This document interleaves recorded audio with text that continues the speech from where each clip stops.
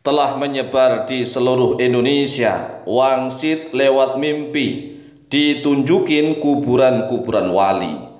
Bahkan yang mimpi mendapatkan wangsit tersebut bukan orang-orang sembarangan, tetapi banyak sekali sesepuh-sesepuh desa, sesepuh-sesepuh kampung, orang-orang yang dianggap terpandang di desanya atau di kampungnya, tapi ditipu oleh iblis laknatullah alaih. Iblis telah menyebar ke seluruh Indonesia, masuk ke dalam alam mimpinya banyak orang. Iblis menyamar dan mengaku sebagai wali-wali Allah, dan ini sudah menyebar di seluruh Indonesia, mulai dari Sabang sampai Merauke. Banyak sekali orang-orang yang mimpi mendapatkan wangsit ditemui oleh iblis laknatullah alaih.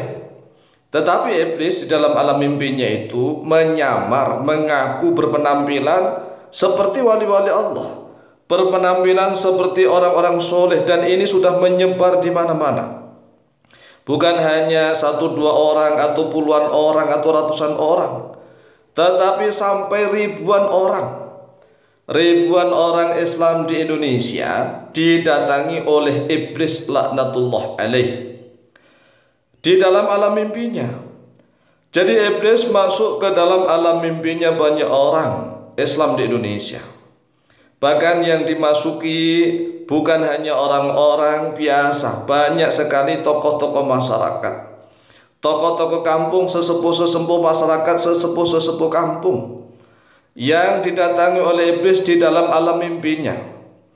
Iblis menyamar sebagai orang-orang soleh, mirip wali-wali Allah.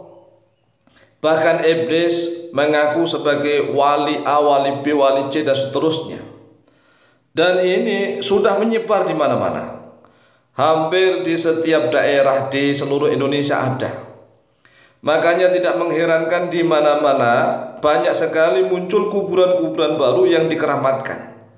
Karena memang iblis ingin menyesatkan banyak orang Islam di Indonesia. Iblis masuk ke dalam alam mimpi, menyamar sebagai orang-orang yang soleh, menyamar sebagai wali-wali Allah. Oleh sebab itulah hati-hatilah. Jika Anda atau kampung Anda ada orang yang mimpi mendapatkan wangsit, katanya bertemu wali A atau wali B atau wali C yang menunjukkan tempat-tempat tertentu harus diurusi, harus dibangun, harus diziarahi, tetapi wangsitnya itu lewat mimpi, maka hati-hati. Jadi kalau ada wangsit lewat mimpi, katanya wali A, wali B, wali C, dan mimpinya berkali-kali. Mimpinya berkali-kali, bukan hanya 1, 2, 3 kali, tetapi berkali-kali.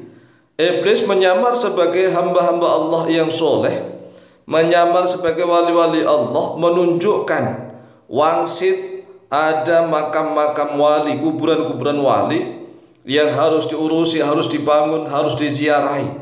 Maka sekali lagi berhati-hatilah.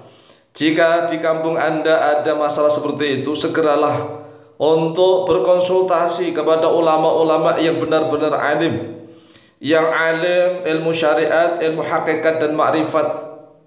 Bukan hanya alim dalam segi ilmu syariat saja, tetapi harus alim zahiran wa batinan, alim lahir dan batin. Karena iblis itu sangat pintar, sangat lihai, luar biasa, mengaku sebagai wali-wali Allah yang hebat. Oleh sebab itulah iblis kalau ingin menyesatkan manusia, biasanya iblis tidak menggunakan cara-cara menunjukkan manusia itu dengan maksiat-maksiat yang zahir, maksiat-maksiat yang nampak. Contohnya, kalau iblis menggoda manusia agar manusia itu misalnya berzina, maka orang-orang awam tahu bahwa zina itu dosa. Atau iblis menggoda manusia agar manusia itu melakukan mabuk misalnya, minum minuman keras. Banyak orang-orang awam yang tahu kalau minuman keras itu adalah dosa. Jadi kalau iblis ingin menyesatkan manusia itu biasanya dibungkus dengan kelihatannya seolah-olah islami, seolah-olah baik, tetapi ada penyesatan-penyesatan di dalamnya yang lebih buruk daripada kemaksiatan-kemaksiatan yang nampak, yang lahir. Oleh sebab itulah iblis akan berpenampilan seperti orang-orang yang soleh, dan mengaku sebagai wali A atau wali B atau wali C. Kemudian iblis menunjukkan tempat-tempat tertentu yang dikatakan sebagai kuburan-kuburan wali Allah. Kemudian iblis memberikan nasihat. Seolah-olah nasihat ini kan sudah terbiasa, kebiasaan kerjaan iblis memberikan nasihat. Jika masyarakat di sekitarnya, di sekitar tempat tersebut ingin hidup makmur, sejahtera, banyak rezeki, selamat dari berbagai macam bahaya, musibah, malapetaka, penyakit dan seterusnya, maka tempat tersebut yang sudah ditunjukkan oleh iblis harus diurus, harus dibangun dan diziarahi setiap saat. Padahal tempat-tempat tersebut dulunya kosong, tidak ada apa-apa, tidak ada isinya sama sekali. Bahkan dulunya tempat tersebut dijadikan sebagai tempat kemusyrikan dan kemaksiatan. Dan inilah memang tipu daya iblis yang dahsyat. Apabila iblis ingin menyesatkan manusia, benar-benar ingin menyesatkan manusia, maka iblis itu caranya dengan membungkus kemaksiatan itu, dibungkus dengan seolah-olah Islami.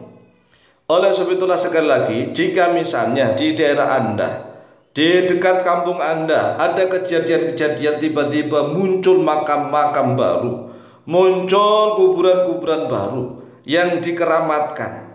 Kemudian setelah Anda telusuri informasinya, ternyata informasinya itu dari wangsit dari mimpi, maka sekali lagi hati-hati.